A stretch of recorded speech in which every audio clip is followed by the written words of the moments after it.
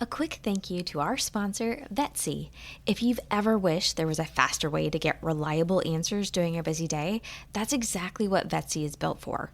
Vetsy is an AI platform that gives veterinarians instant access to trusted medical information trained from licensed textbooks and peer-reviewed resources you already know and trust. Instead of spending extra time searching or juggling tabs, Vetsy helps simplify daily research and cut down on administrative work so you can work more efficiently and focus more on what you do best. If you're curious, you can learn more or apply at Vetsy.com and use promo code VETLIFE, all one word, to get your first month for just $1. Look for a link in the show notes. I think we as a profession either need to put real concerted effort into how do we stay relevant, credible providers of information to most pet parents, or we need to watch the train pull out of the station. Welcome to Vet Life Reimagined. What happens when a competitive swimmer with a lackluster high school transcript shows up to lead some of the most influential organizations in animal health? In this episode, we sit down with Dr. David Haworth, a veterinarian whose career path looks like a masterclass in the pivot. From a tiny clinical practice to the executive offices of Pfizer, PetSmart Charities, and the Morris Animal Foundation, David has navigated nearly every corner of our industry. He brings a uniquely grounded perspective on what it means to be a healer at scale, balancing the deep individual impact of the clinic with the broad systemic impact of global biotech and philanthropy. What you'll hear in this episode: why David pursued a PhD alongside his DVM, and how learning to ask the right question transformed his approach to leadership. A vulnerable look at the moment David asked himself, what does impact look like to him? Fighting evil, how a 6-pound splenic tumor pivoted his focus to oncology and eventually led to his work with the Golden Retriever Lifetime Study and genomics diagnostics. And the future of the profession, a candid and perhaps controversial warning about the disintermediation of veterinary medicine and why the profession needs to decide if it wants to remain a central piece of the pet parent universe.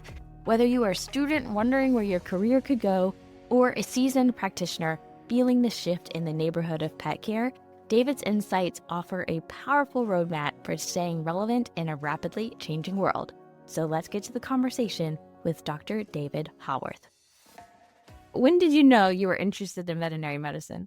I am so archetypal. When I was a middle child of two professors, the one thing I loved was the idea of helping animals. And, I often say it's not that I don't like humans. I've been married to one for 35 years and I raised two reasonably successfully. But I actually, the choice has always been to be a healer and be a healer of animals. So pretty early on, 4, 5, something, it never really occurred to me to do anything else.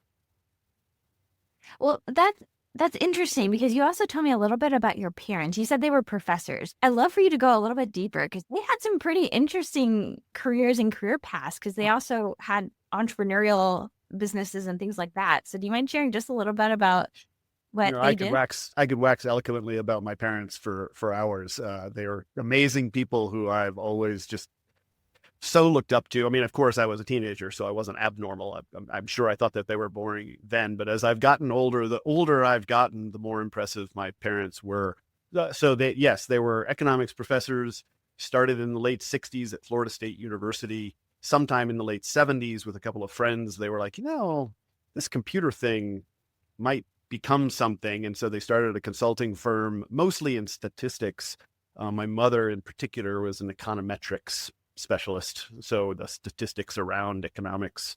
And they built a company that really impressive under any circumstances. So by the early 2000s, they had 200 employees. They had offices in Washington, D.C. and San Francisco, as well as in Tallahassee, Florida, and about 50 PhDs, all doing consulting work. And so when I think about it, how it impacted me in my career, it was normal in my family. I mean, not only was it normal to pursue higher education, when I was growing up, I don't remember thinking that I would stop at an undergraduate career, which is When I wax philosophic, I think much of that early childhood impact all the way up to your mid-20s is really learning what normal should look like. And when you grow up in families where graduate degrees are normal, then that's what's normal. And so also with my parents, it was entrepreneurism was just normal. You do it with a safe background. But if you see a need, there's no reason why you shouldn't be the one to help fill that.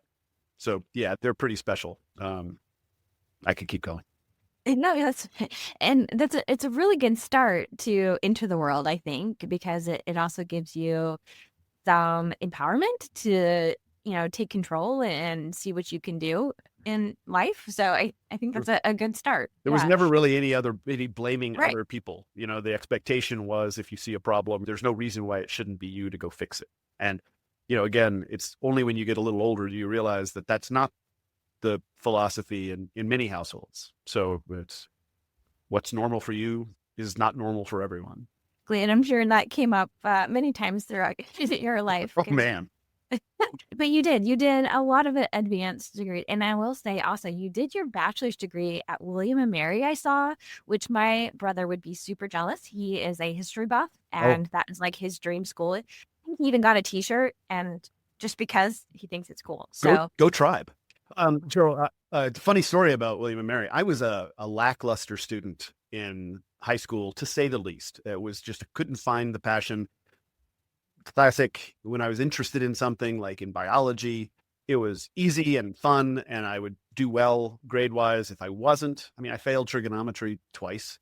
Not probably because I couldn't handle it. It was just because it was boring to me and I didn't do the work. And I really had to struggle to get my work ethic going. But I swam. I was a competitive swimmer in Florida. At that time, I was reasonably good for that context. And William and Mary gave me a slot to get in based on my SAT scores and swimming, not on my grades. And so William and Mary took a pretty big gamble on me. And, after a couple of years, I seemed to find my groove and understood what academic rigor and discipline was for. And so, yeah, William and Mary was a fun, as most undergraduates' experiences are, hugely growth. There are so many names and people there who influenced me strongly, mostly my peers who would say, you can mess around, David, if you want to on Thursday night, but I got to go study. And I'd be like, oh, fine, I'll go study with you. You found good peers to surround yourself. And I'm sure I found a lot of bad peers too, but luckily peers, the good angels on this shoulder seem to win out on that. But it was a very fun place. One of the funny stories is, we used to run before practice. So there was a 4-mile loop around campus that we would have to run before swim practice. And we would routinely get stopped somewhere in the tourist area of Colonial Williamsburg to take someone's picture. And you're like, why would it occur to you to stop 20 sweating young men who are clearly on doing something else? But, it was Colonial Williamsburg. So. Well, good. So time-wise of getting your grades up is probably good because getting into vet school, it does require some grades there. It did. And so you did a DVM degree, and you also have a PhD in reproductive physiology. I got to read that. So was that all together, or was that kind of spread out? Yeah. So I mentioned my grades. My grades didn't start to pick up until after a couple of years in undergraduate. So the best thing that happened at William and Mary is that I met a girl. And she got into law school in Colorado, so I followed her. And then I worked odd jobs and took classes at night to get my grade point up. So that was about 2 years gap there, which was, in retrospect, extraordinarily valuable to teach you the value of a 40 or 60-hour work week once you got into vet school. But yeah, I got into Colorado State University. At that time, we had a pretty robust DVM PhD combined program.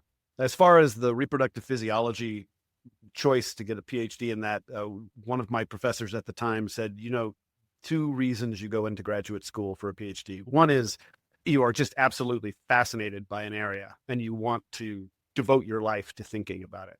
The other is to get a scientific fishing license, to learn from the best people at the university how to frame questions, because graduate degrees, in my mind, professional degrees and graduate degrees are subtly but importantly different. In professional degrees, when you start the program, it is a very writ program. You have options, of course, you can have different concentrations, but when you pass those courses and then you pass some kind of national exam to prove that you weren't a fluke in passing those courses, you are that profession.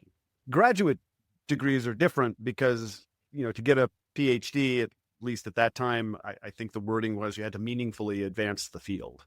And so that's a lot more about, there are courses, but it's about how to frame questions and how to really live the scientific method of understanding how to ask a question and then find an answer to that question. And that, more than anything else, has driven, everything from business decisions to leadership choices to everything since has come from that kind of really deep understanding. And I give credit to Gordon Neiswender, who was my advisor for my PhD. He was as old school a scientist as you could get. His whole mantra was, what's the damn question you're trying to answer? And really big guy. There's actually a road named after him now on Colorado State campus. He was a university distinguished professor at the time, and just a difficult, I should say, but incredible mentor and teacher. And I owe him a lot. It's often the ones who put a little extra pressure on us that we end up maybe not in the moment appreciating, but definitely later on we can go back and appreciate. Yeah, not to fast forward, but when I finished my PhD and I went back to vet school, I kind of thought to myself, gosh, after working as hard as I did for my PhD, it's not patting myself on the shoulder, it was just the way that program was structured. You kind of had to finish a PhD in 3 years. And so that's hard. The average PhD is 4.5 years. And so we really dove into it. And so we all talk about how hard we work and how many hours, but there was a lot of hours put into that program. And when I got back to vet school, junior and senior year didn't feel that daunting. So I actually did a postdoctoral fellowship while I was on those last 2 years of school under a guy named Steve Withrow, who Withrow and McEwen is the clinical oncology text that most of us use. And Steve was famous for being stern, demanding of the people who worked for him. He and I always got along really famously. I credit him for so much of the way I approached veterinary medicine and why I still think cancer is one of the biggest challenges and one of the worthiest enemies that we could have. But he was hard. And I agree. Those are the kinds of coaches, mentors, leaders that you look back on and you think, wow, I grew so much underneath that. Well, this is a very interesting perspective too, because one of the other questions that I often ask people around this time of their journey is, what did you think that life would be like? What were you kind of aiming when it came to being a veterinarian after vet school? And how did that change throughout vet school? And there's so many influences that you're talking about through this whole process. So what was that for you? Did you start with one and then completely change your mind by the end of it? Our family has a saying that if you look back and you think to yourself, I honestly made the best decision with the information that I had at the time from the options that were in front of me, then it's not a bad decision. And so when I started the PhD program in reproductive physiology, I will say about halfway through, I started thinking, we've figured most of this good stuff out. There's not a lot of unconquered territory in this. Now, of course, there are really good questions to still be asked. And we were just at the cusp of genetic analysis at that time. And that's really where the focus of my PhD was, which genes are being expressed during which parts of the reproductive cycle. But in terms of figuring out how babies are made, we kind of got that, and so then there's the optimization and then figuring out why babies might not be made in a circumstance. And that stopped appealing to me. And then I went back to vet school, kind of curious. And my professor, Gordon Neiswender, who I mentioned, had said to me, well, just finish the vet school thing. It's important, but then we're going to get you back and we'll do a postdoc and then you'll be a professor someplace. And again, having been raised as the child of professors, I thought that's not a bad plan.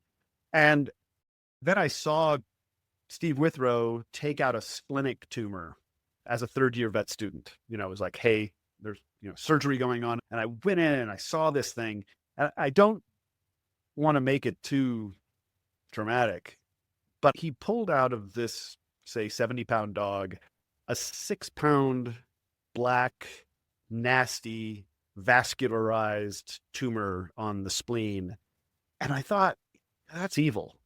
Like that, I don't know what evil looks like, but that kind of feels to me like that's evil. And I went to talk to Dr. Neiswinder, and I said to him, I think I have to pivot over to cancer, because now's the time, right? You can't establish a long literature path in one branch of physiology and then try to pivot later in your career. And he said, no one's ever going to argue that that's a worthy opponent. And so I started doing that. I wrote 2 grants. There was some really interesting stuff going on. I wrote 2 grants to the NIH.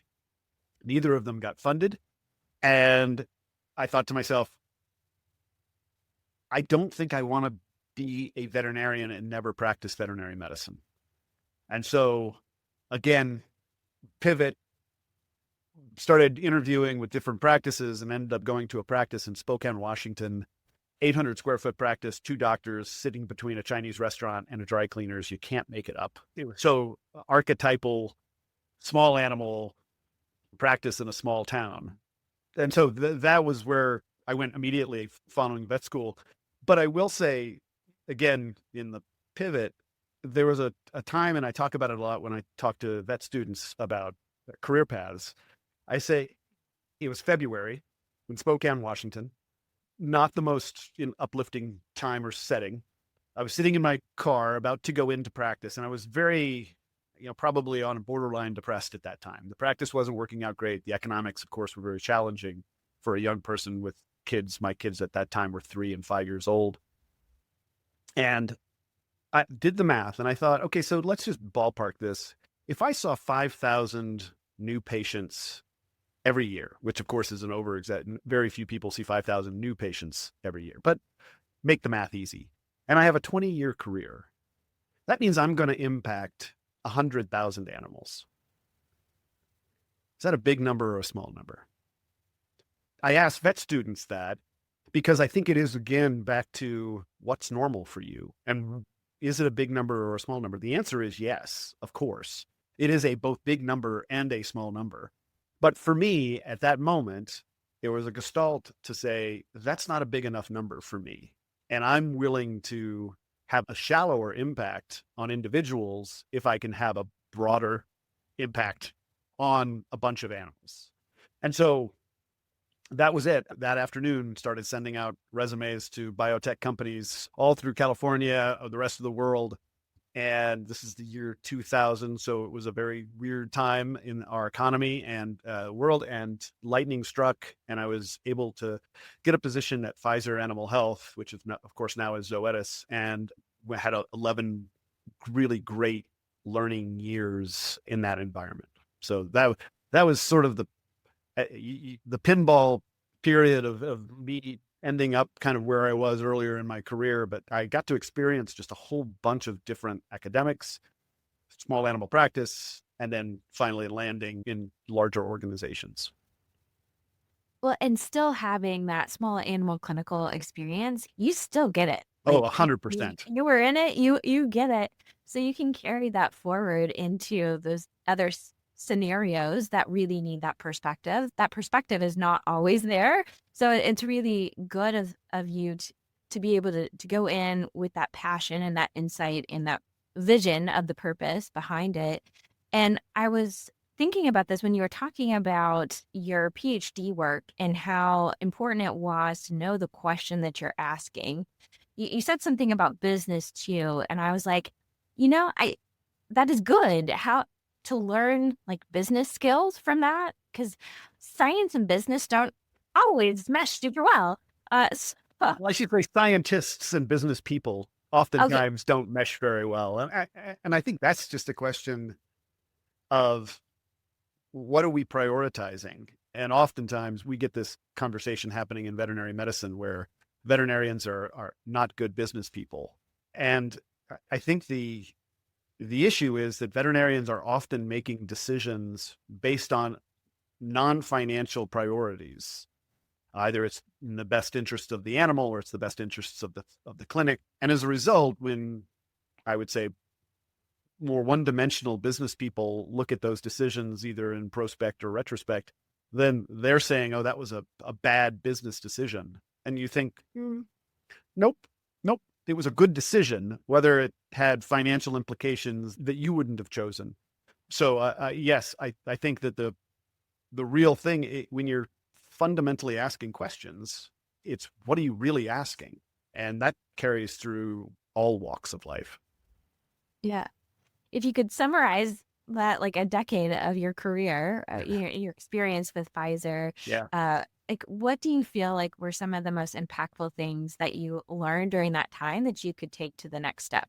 Oh, two things. First thing, I found out that I really love getting a group of individuals aligned onto the same path.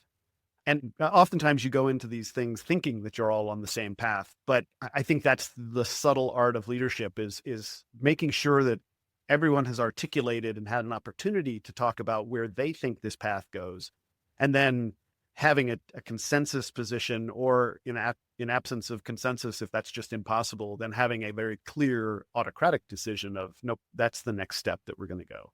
And, I always tell people that if they can, early in their career, go someplace that is resource rich, like a large organization, because you can do all the things there, the training, the learning and development issues that you really can't get anywhere else. And even if you choose to do something very different when you're in a smaller organization, at least you're doing it from a position of understanding. Oh, okay, so maybe I don't want to pay for the Microsoft suite in my little startup, but I know what that looks like. And so now this is just a variance off of that, which is easier for our brains to deal with, is variations off something that's known as opposed to something completely different, blank slate.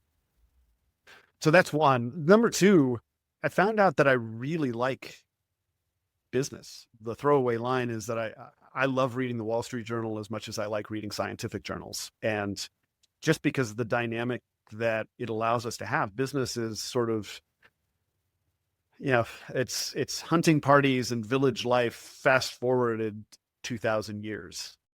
It's how do you get along with people with different priorities, different needs? How do you predict what others, customers, really want? And, sometimes you're right, sometimes you're not, sometimes other things come into play. But those 11 years of great mentors, terrific people, that was also a really amazing time at Pfizer Animal Health. It was a training ground for a whole lot of future leaders in the industry. Now, as I walk down the halls at VMX, I see as many of my old colleagues, and it's always enjoyable. There was very few unenjoyable people there. Yeah. Well, those are fantastic. And I'm smiling because I'm learning a lot of those lessons too. You had mentioned when you were sitting in your car outside of the clinic and trying to figure out like what's your number when it comes to like impact. As you were getting into a ginormous company like Pfizer, yes, you talked about it's resource rich, which is something I also was intrigued very quickly and was looking for. And those are all great for personal growth and just learning about yourself on top of like all these other things in life. Were you often clear on that impact that you were having, since that was kind of the motivation? No. There are so many times. I remember specifically walking down the stairwell in Groton, Connecticut, complaining to my father about like, oh, they don't, I'm not getting appreciated. I'm not getting the good work. Somebody else got this role and I really wanted it. And I remember him just being quiet for a second after I kind of got out of energy. And he goes, yeah, but the paychecks are still clearing, right? I mean, you're still getting paychecks every 2 weeks. And I was like, that's a really good perspective to have. So sometimes it was just a job. No, I didn't. But, I think in retrospect, so for instance, we reformulated a leptospiral vaccine. Yeah, you may not remember, but back in the 90s, lepto, it was widespread zoonotic disease, important disease, but the vaccines were pretty messy and you got a lot of reactivity. So, many practices, it doesn't matter what the adverse events that the pharma company says. If you've had one little white dog have a bad reaction on the way home and had to explain to that owner why it was so important to get that vaccine, you generally don't want to give that vaccine to little white dogs anymore. So we were reformulating and cleaning it, and I happened to be the lead on that team, learned so much about the nuts and bolts of how these things happen, how we get regulated products approved. But most importantly, 3 years into sales, we'd sold 40 million vaccines. I was like, okay, I had a little bit of that. And one of the comments that I've heard, and I really agree with, is that it's an area under the curve question. It's hard to be, as a corporate person, it's really hard to be a hero on any given day. If you're an emergency veterinarian, you're a hero. Sometimes you're not a hero, but oftentimes you are a hero to a family, and that's deep impact. When you're in corporate world, your impact is a lot more shallow, but a lot broader. So does anybody know that before they listen to your podcast, does anybody remember that I led that team? Probably not. And did I have very much impact? No, it was a team of, 50, 70 people. But I know that it was a better vaccine, and I had a little bit of nudge into that. And so that was an impact that I did get to see. And I think part of mental health is reminding yourself of the impacts that you really did have, and in a realistic, non-inflationary way. And so, yeah, the short answer to your question was no, probably I didn't see the impact very often. But yes, in retrospect, there was some moments there where we pushed. Thank you. And you so well explained a little bit of the difference when it comes to impact in a clinical setting versus the broader corporate setting too. So people are, you can kind of see the difference. But I think either one, it's important to stop and reflect and Sure. ask yourself those questions, because I think it's very easy to keep going and getting lost and just getting frustrated and then and hopefully you call your father, who reminds you of the reality check and allow you to think about, oh, okay, I got it. Thanks. So Yeah, for letting me guide that. Thanks, Dad. I'm 35. I have 2 doctorate degrees, but I kind of needed that little reminder. Appreciate you, Dad. No matter how many degrees, we are ultimately still human. So now I'm like thinking back, oh, wait a minute. You said that you had this enemy of cancer. So Right. where did that come in? Did that ever come back, or? It does. It came back. It was always there. So Okay. when I was at Pfizer and ideas would come about, I would always be the guy pushing cancer therapies. And, I would still say one of the travesties of life is that we as veterinarians are, by and large, still using the cancer therapeutics that I was trained on years and years and years ago, decades ago. There's been very little new, and that's contrasted to our friends in the human health profession. There are 250 personalized cancer therapies approved by the FDA, mostly based on genetic testing. And so much later, I had an opportunity to found a genomic diagnostic company, co-found with my friend Will Hendricks, called Vidium Animal Health. And that's where it came back clearly. So relearning about cancer genetics and the fascinating things that we're finding out about cancer genomics was really helpful. I never left it. Also, we get to spend a lot of time at Morris Animal Foundation trying to better understand cancer in our pets. And so including the Golden Retriever Lifetime Study, which really was at its heart a longitudinal study to find the environmental, nutritional, and genetic causes of cancer. That is interesting. And of course, you put a great poster child for cancer and the Golden Retriever. I did. So look at that. Super fascinating, because this is such a huge study. Like, it's still referenced today. We're still leveraging this information. Do you mind sharing a little bit about that story a little bit deeper? I think it's the reason that I actually got the job of president and CEO at Morris Animal Foundation. So my predecessor there, Patty Olson, amazing human being. This was an idea that was born on a bus at VMX before it was VMX, when it was still NAVC. And for those of you who might not remember, for a long time at NAVC, you had to travel between the Gaylord Hotel and the Marriott in order to get all of the lectures. And so people still lament that you don't have these spontaneous conversations that happen on a bus when you sit down next to a stranger for your 12 to 15-minute ride between the two venues. But Betty Morris of the Morris family sat down next to Rod Page, who was until about 3 or 4 years ago, he was also at Colorado State. He was Steve Withrow's successor at the Animal Cancer Center. And Rod and Betty said, well, what's really missing in our understanding of cancer? And Rod said, we don't have any big longitudinal studies following a large cohort of animals through their lives. And the advantage for anyone who's listening, and it's not obvious, is that you follow an animal all the way through its life. If you're documenting that life very carefully, then you get to the end and some animals develop a disease, whether that's mitral valve disease or hemangiosarcoma of the spleen. And some of them have developed that, but then you also have a lot of them that didn't. And you can try to piece apart what's different about the lives, the genetics, the nutrition, the whatever of this group of animals that developed the disease.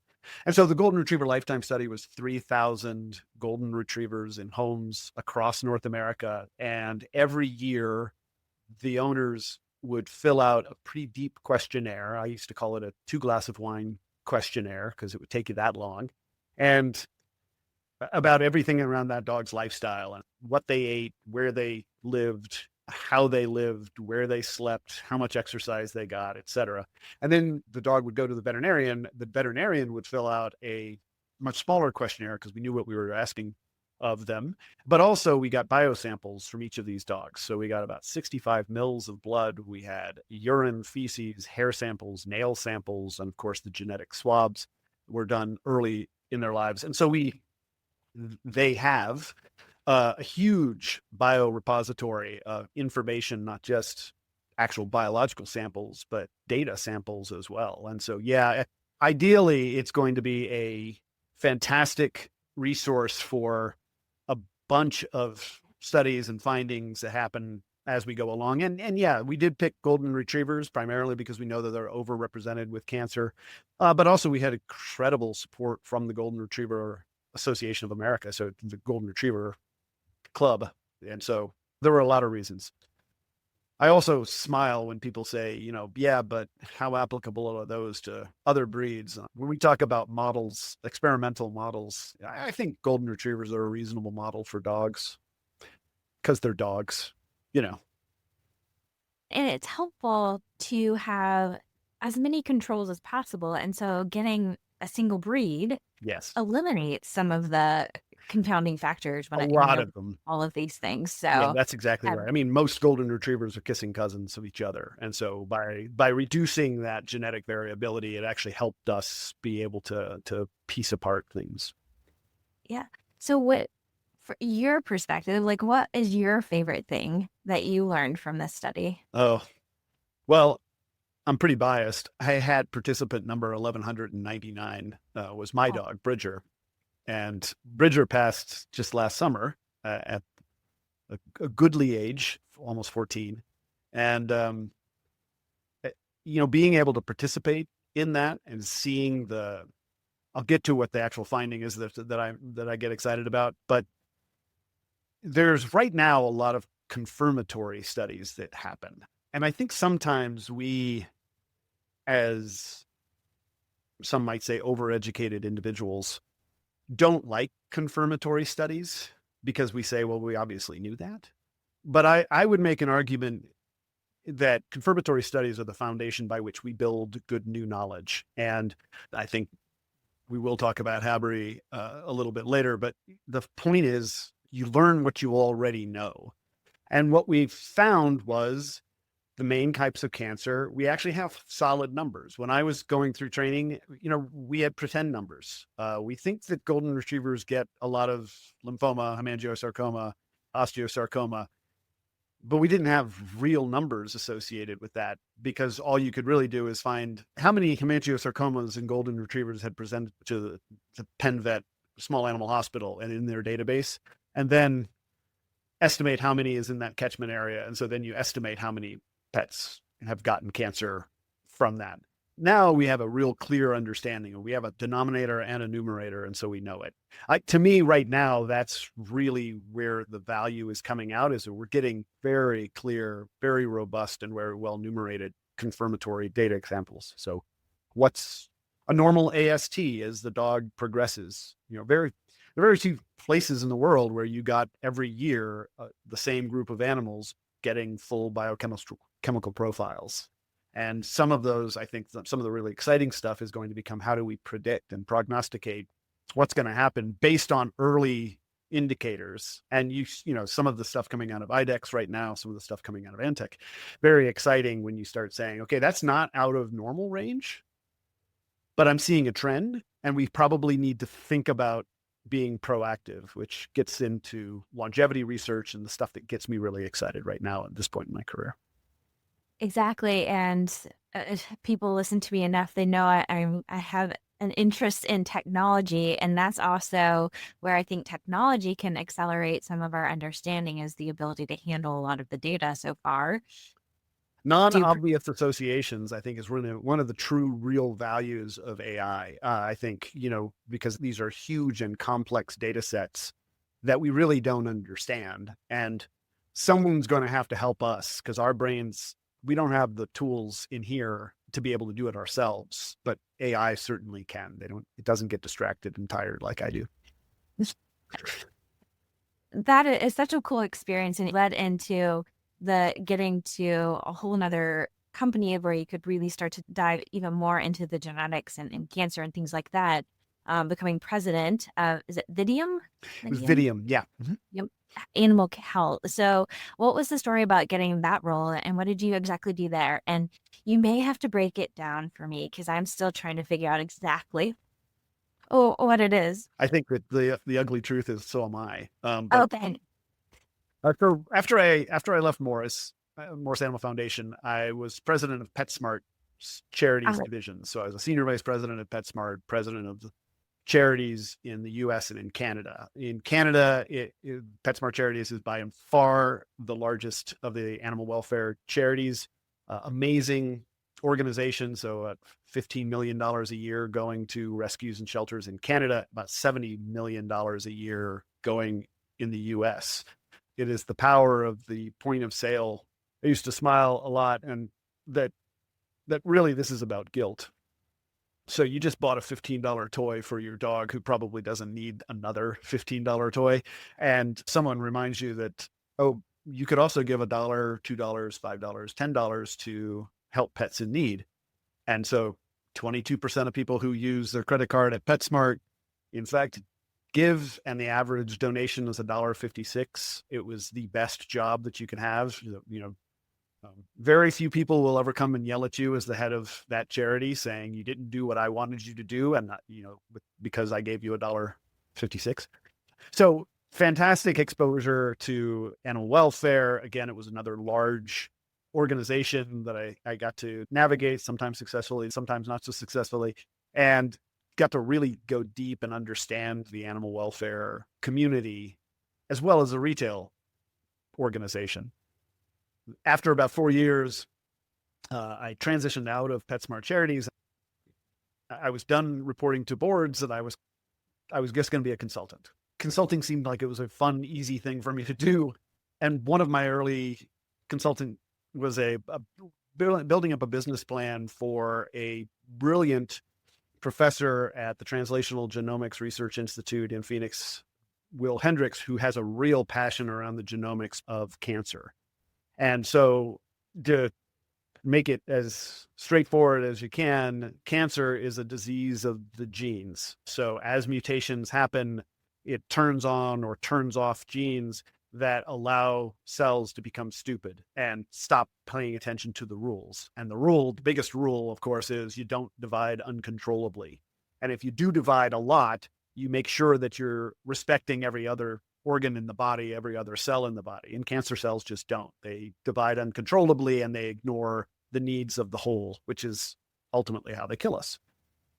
Turns out we understand a lot, mainly through humans, and the fact that human genetics is very similar to canine genetics in many ways. So we can use that as a base of understanding of the genomics of cancer in dogs. And so what this company essentially did was took a piece of the tumor and sequenced it for 260 known cancer genes.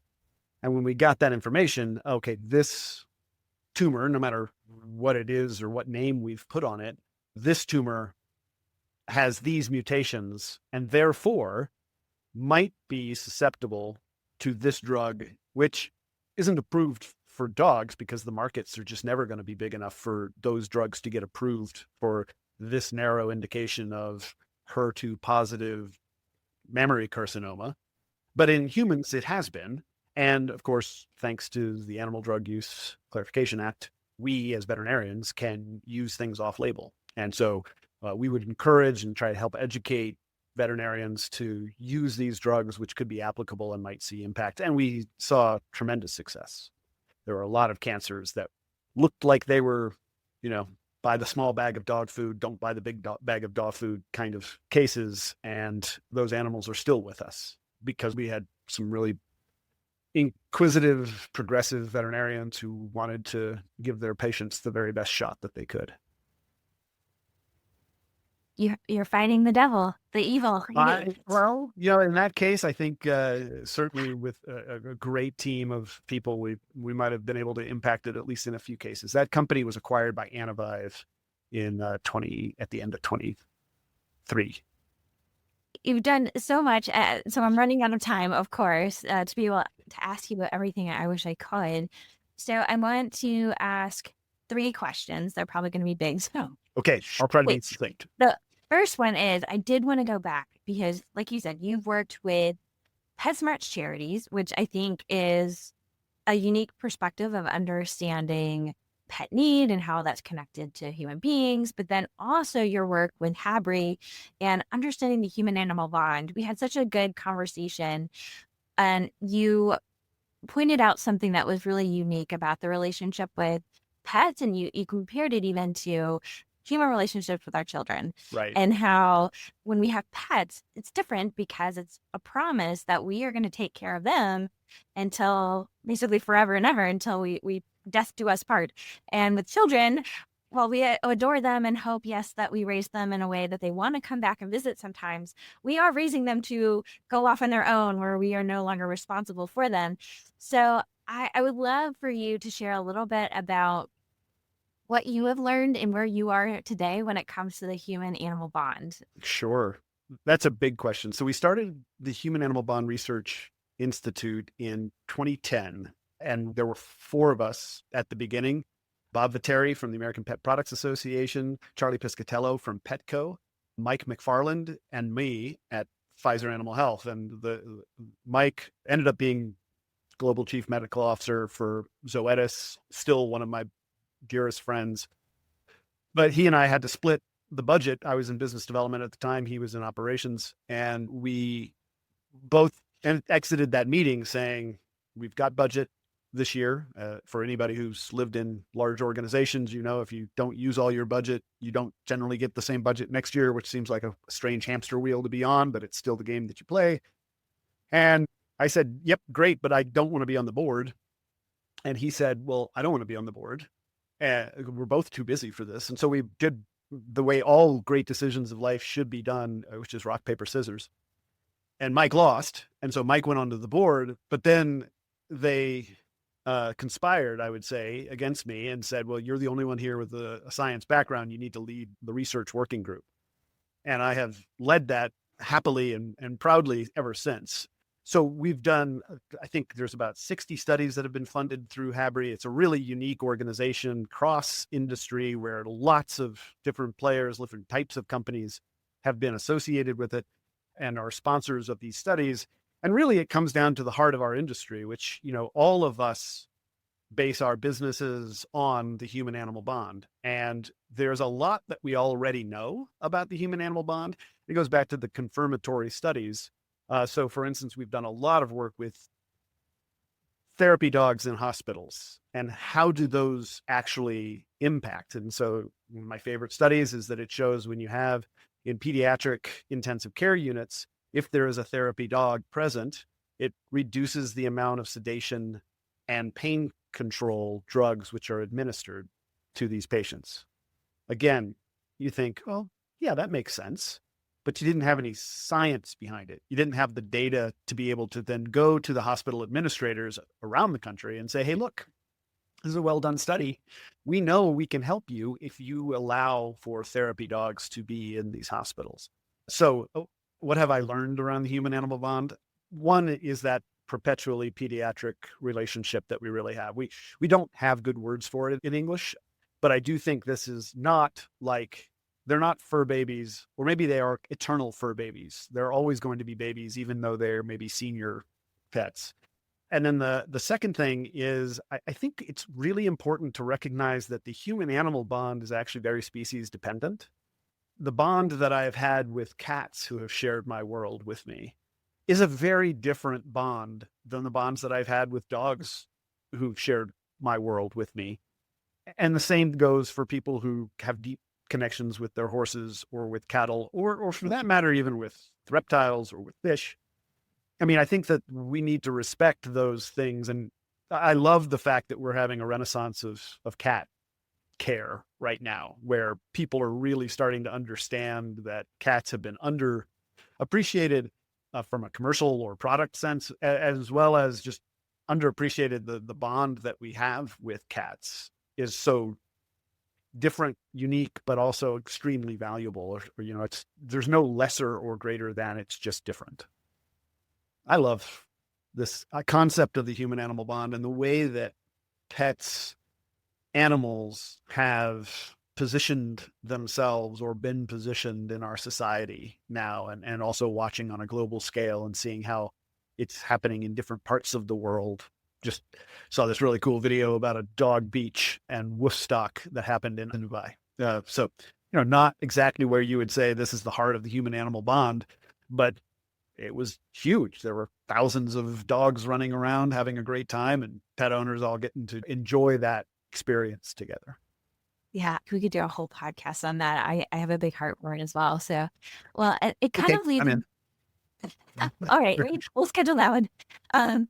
The second one, and that, I guess that kind of goes into it because you've hinted at a few things, and that you come from such a cool perspective. I love at this time of year to really ask a lot of people, like, what are you seeing as the future of veterinary medicine, whether it's the next year, beyond? Like, Totally. What are you seeing?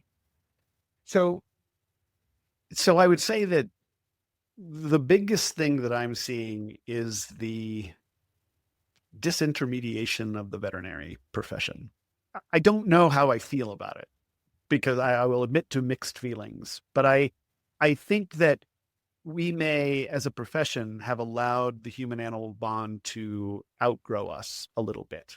I think people still love their veterinarians. And I think, honestly, given the opportunity, anybody would much rather get any pet advice from their veterinarian. I get phone calls from friends and family once a week about their pets. And so I think people would always choose to, if they have the opportunity. I don't think many people have the opportunity. And one of the things that I've come to see, my most recent role was at a direct-to-consumer company, Embark Veterinary, where I led the science and business development teams. And that direct-to-consumer hammered home for me that people want to be the best pet parent that they can possibly be, no matter who they are, where their circumstances lie. I am not tremendously worried that pets are going to be relegated only to high-income people. I think the human-animal bond is much stronger than that, and people will have pets in their lives if they can. I think that will they find veterinary care for them is a really important question. And I think as we go into 2026, I think we as a profession either need to put real concerted effort into how do we stay relevant, credible providers of information to most pet parents, or we need to watch the train pull out of the station, because the train's pulling out of the station regardless of whether we're on it or not. And I think that is both generational. I think it's also something to do with technology. I think that this is a real important time for our profession if we want to stay. If not, I mean, my optometrist, I don't have a deep relationship with them. When my children were little, I did have a fairly deep relationship with their pediatrician. So where do we want to go as a profession? Do we want to stay as pediatricians, where I think we have traditionally held that space?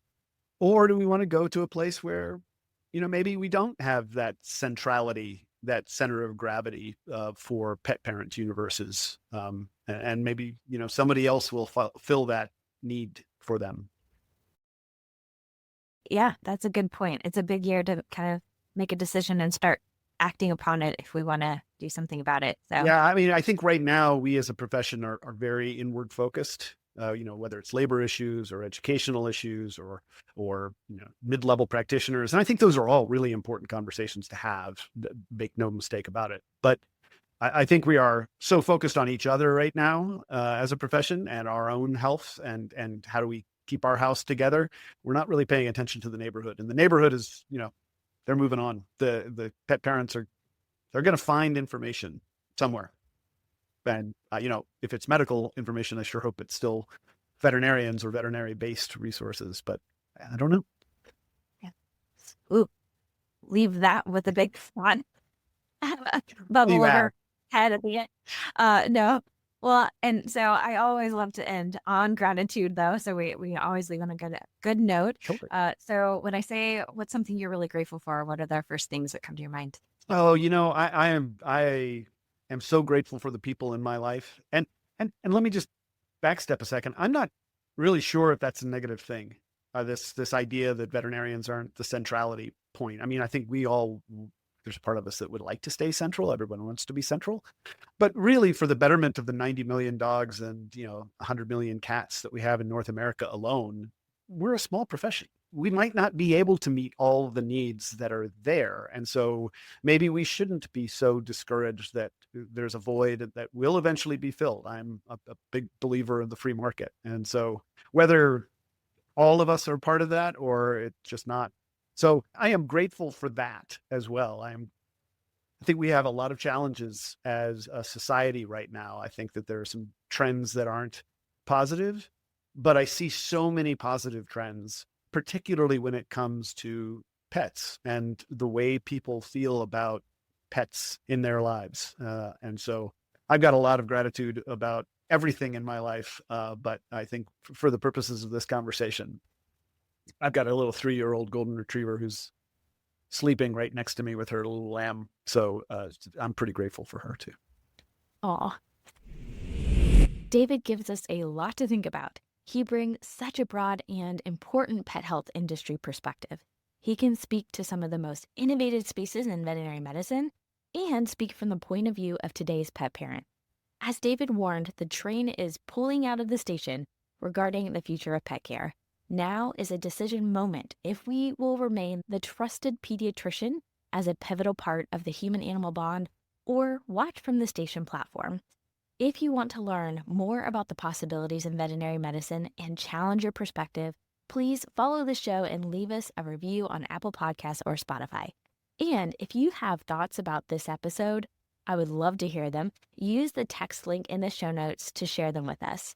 I want to thank our individual sponsors who support our podcast platform, Buzzsprout. If you want to support the podcast or have suggestions on sponsors, please reach out to hello@vetlifereimagined.com. And until next time, keep reimagining what's possible in veterinary life.